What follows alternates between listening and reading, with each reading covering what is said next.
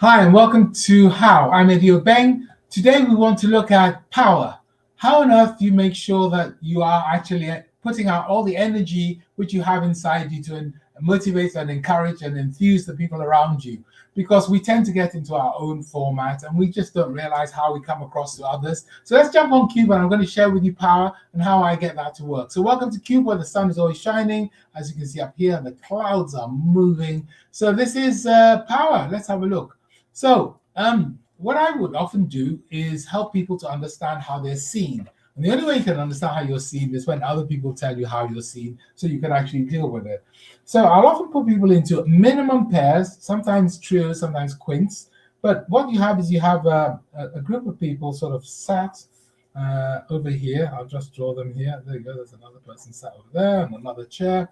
Okay. And in the middle here, you get the person who's being assessed to basically stand. And these people look at that person and try and sense from them how much energy they're getting. And we give them a pet to scribble on. And this pet is called power. And basically what you do is you have to sketch your colleague as you think they are. So let's see, I've got a pen, that pen, okay. So maybe you're looking at them from the side and they have their head bowed. Why? Because they're normally using their iPhone, so their neck is now very weak.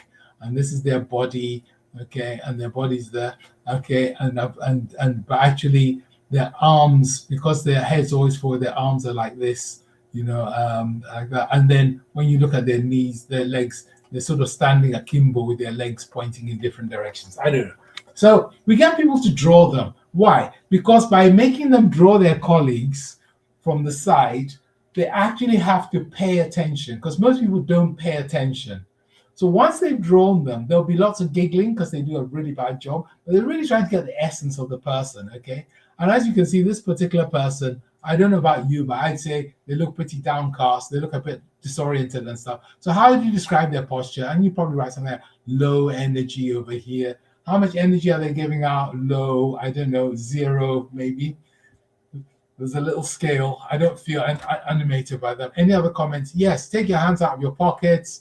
Maybe you need to work on pushing your chin back. And then after the session, make sure that every time you're walking, you hold your phone here, not there, just to get out of the habit of dropping your head.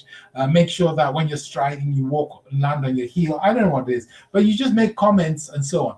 And so we use power as a way of capturing for people how they are seen by other people. Sometimes you need to do a bit of an icebreaker because people get embarrassed. Sometimes you actually just have to make it humorous and show all the different horrible drawings, and then have like an art gallery and get people to pay money for the worst art and so on and so forth. So that's basically that's power.